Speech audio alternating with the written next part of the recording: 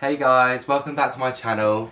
I know it's been a while, I've been mega busy with uni stuff, it's been a hectic few months, but I'm back and this year I'm going to really try and upload some stuff that's a bit different to the stuff that I was going to do.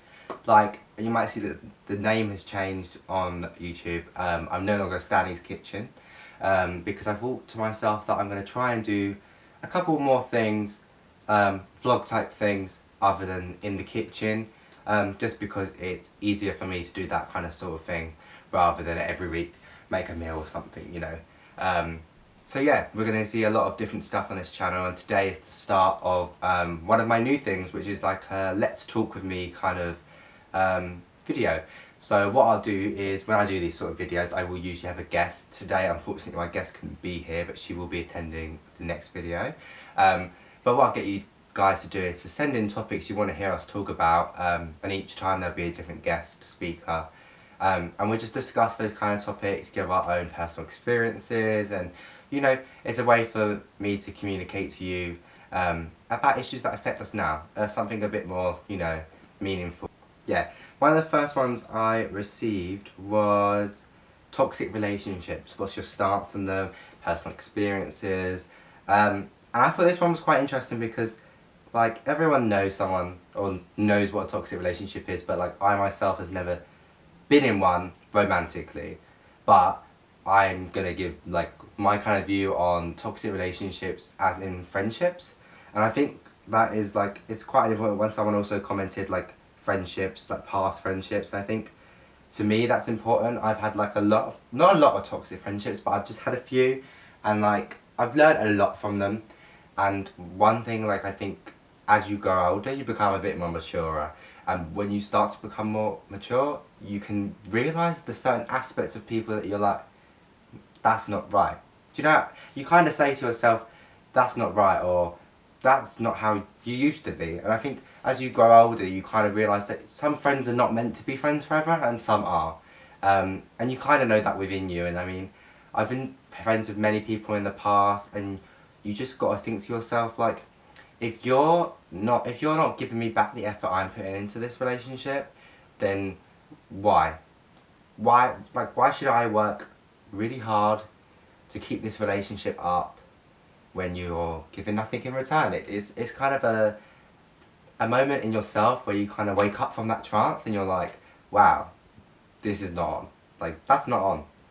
And you kind of just say to yourself, like, would I be happier with hanging out with my friends that I know will be there for me and will always, if I was to text them, they would always text back, or they will really try with me, and then you've got to compare that to the friends that are not like that, and then you just think, is it worth my time? And if it's not, then beat it. Do you know what I mean? Like, it's just one of those things I think that you learn as growing up, definitely, is how to deal with things like that. Like, it is hard, like, it's not an easy job, I mean, because you want to be friends with them, but when a relationship becomes toxic, you kind of have to just step back from that relationship and think to yourself, like, kind of think, put everything into perspective, and then step back in and make your decision. That's what I'm going to say on toxic relationships. One I've got, let's have a look, shall we, is 2020 goals. So obviously it's January,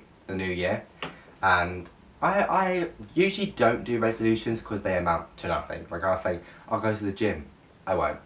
But this year I've really set myself up to try my best creatively. Like, I really want to produce my own lookbook of my photography, and really just strive to do well at my university, which kind of links into my next point, is about being a young creative. And I really wanted to discuss this one because this is quite interesting to me. I study fashion promotion at uni, and I am very big on photography. It's one of my passions. I think like that's what I want to do when I get a bit older. But being a young creative in the industry is hard. Like, it's really hard, and it's hard regardless, because you've got to, everything's about online today, Instagram. You've got to have a good Instagram to get people to look at it, and then people to get you jobs. But especially being on a university course, for 3 years learning about what other people have done and what you can do, it is hard, because sometimes you do come across a point where you say to yourself, like, am I going to go anywhere? And it is a hard thing to say to yourself. Like, I've done it a number of times, but it's just one of those things, like, you, like, in my view, you need to do something you love. And I love photography, so that's ideally where I want to go. And I sometimes think to myself, but is my stuff good enough? Or will I get there, regardless if my stuff's good enough?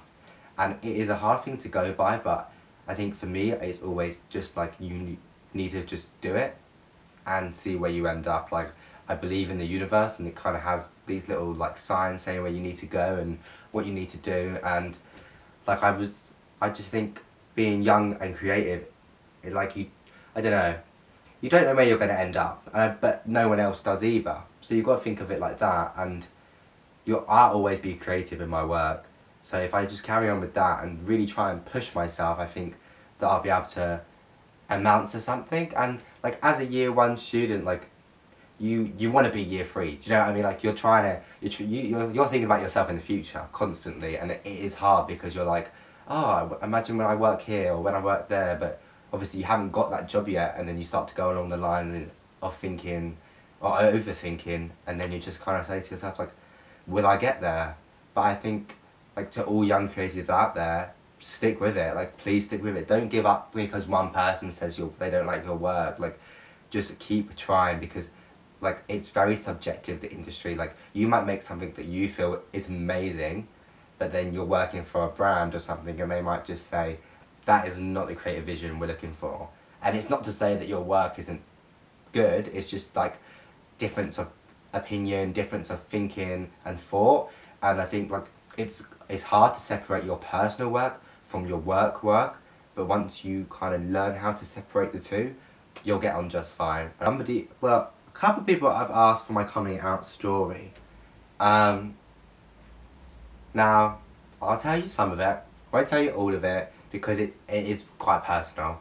But like, I don't mind saying some of it. It's not a big issue. But coming out for me, it was hard. Not in the sense that you'd probably think. It's just that growing up, like, in that kind of age, you know, 15, 16, I was very unsure of myself, very like, I didn't believe in myself, and I didn't love myself. And it was a very big journey of learning to love myself again, as cheesy as it sounds. It was hard, but you know, I had to do it, and it benefited me mentally and physically. But it was through that journey that I really started to realise, like, you know, it would be so much better if people knew. Because, you know, I think you try and suppress it, you're like, I'll come back to you later. But ultimately, it does have an effect on you, keeping all of that bottled up. And I think through that journey of self-help, I really figured out, like, that will release a weight off me. And it might not release all the weights that are on me, but it will release a weight on me. So yeah, I kind of came to that conclusion, and I was like, right, I'm gonna do it. And I did it. I did it separately with my mum and dad. I didn't do it together, and it was really like strange. I don't even remember telling my dad. That's how, like, I don't remember telling my dad. My mum, I told her in the car, you know, classic. But you know, they already knew. It's not that hard to tell. But it wasn't a big issue with me. They were fine, you know. They're really lovely. But like, yeah, I think like, as a teenager, it was hard for me in many ways, and that kind of came into it with the self-suppression and the kind of, like, I'll come back to you later, but not in the way of people were rude to me or anything like that. I've never experienced that, which is, I am so lucky for, because not everyone has it as good as me. Yeah, that's the end of the video. That was like my little get to know me, talk to me episode 1. But if you liked it, remember to like and comment below, and subscribe, don't forget that one. But also comment below if you have any more topics you'd like me to talk about, or any of the discussions you'd like to have. You know, like, if you agree with anything I've said, disagree with anything I've said, your opinions, I'd love to hear them all. Thank you for watching.